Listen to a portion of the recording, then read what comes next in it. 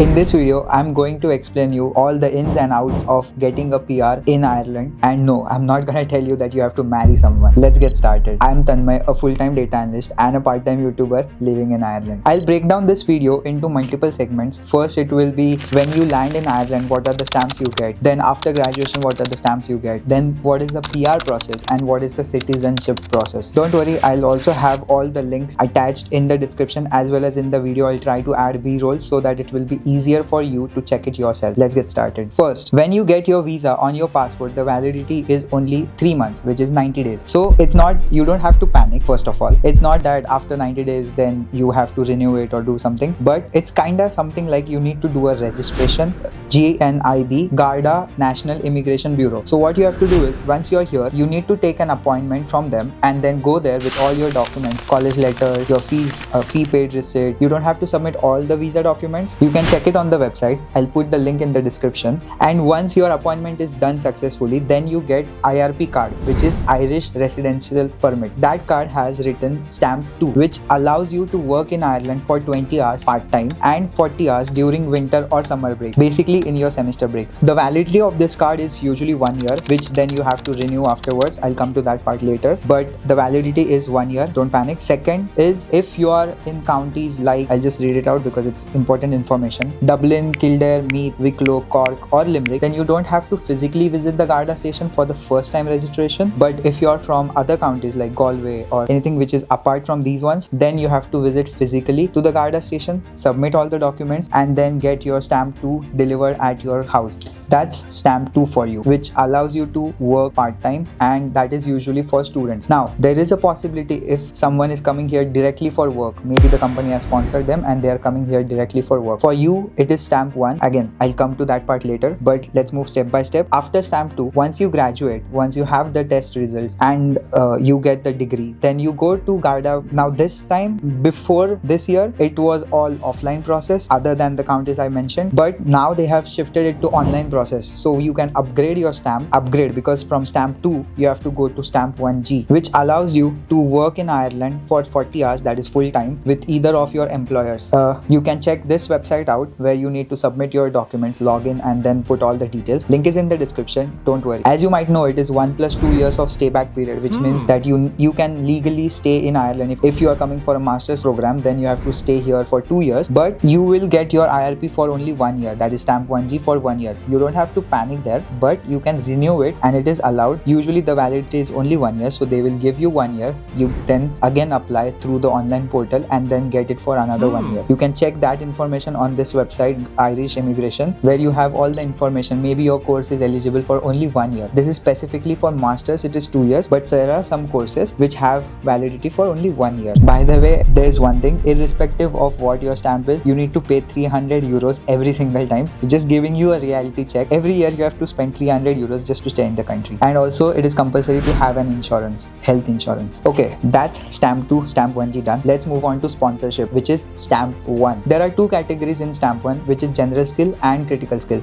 It is not related to the stamp itself. There's nothing mentioned on the stamp itself, but it is related to the employment permit. It is critical skills visa and it is general skills visa. So there are these 2 categories. Here's a B-roll about all the courses or job roles which fall under general category and critical skills category. The difference between critical and general skill is, if you are on general skills stamp 1 visa, then after staying on that for 57 months, you can upgrade for PR. But if your job role falls under critical skills employment permit, then that time period is reduced down to only 21 months and you can directly be eligible for stamp 4, which is a PR. Now in this case, I'll just highlight one more point is, once the company sponsors you, you can't leave the employer for 9 months. It was 12 months before, but now it has changed to 9 months. Do check the website while you are doing this. I'm talking this in November 2024. As of now, this information is true. The link is in the description. I would say it's better, right, if you stay in the same organization for 21 months or 57 months. 57 months anyways is a longer period, but let's talk about critical skills because my skill is technical, which falls under critical skills. So 21 months is not a big time. If you spend 21 months, you'll get a stamp 4 and then you are eligible to do business in Ireland, switch companies, and then you are not a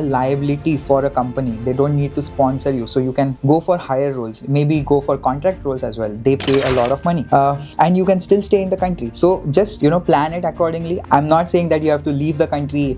What the fuck I'm saying? भारी mistake हो गया sir एकदम blunder हो I'm not saying that you have to leave the company after you get the stamp for. Well, I know that you are planning to move abroad and it's not an easy decision to make.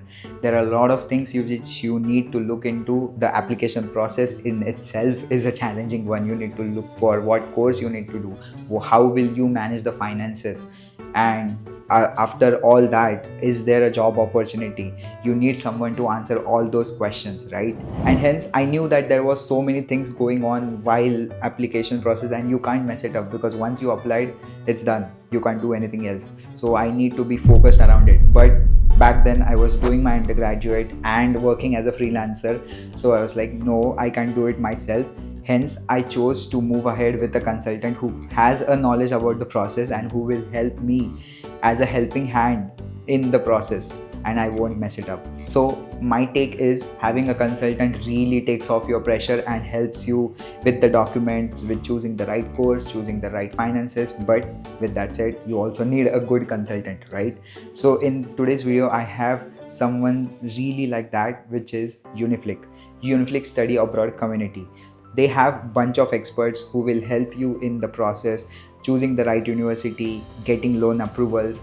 If there are any opportunities, they'll also help you with the scholarship. I know there are few students who might not have great grades, but they'll still help you out to bump your profile through maybe courses or other methods and help you stand out from the crowd and get you in the dream university of yours. They will also help you in the loan process and even accommodation. Now, the way they do it is they have a bunch of experts who have already helped a lot of students move abroad and fulfill their dream and get into a dream university of theirs. And they also have a community. Having a community, which means you can connect with students who have already moved abroad, ask them questions about it, and they'll be more than happy to answer your questions. That's the main plus point of this. Uniflik has covered most of the countries. They'll help you in all the application across the globe and the universities, but they specialize in Ireland and UK. They have covered almost every university. They have a collaboration with them and they'll be more than happy to help you out. So do check them out, and all these services are free of cost. However, there is a refundable deposit of 799 rupees. But if you are using my code, you're watching this video, there's a code TAN300 which you can use and get a discount. So the final price would be 499 rupees. And don't forget, it's a refundable deposit. It's just a security net. They want serious candidates, hence they have this. Once you accept the university offer letter, this deposit would be refunded back to you.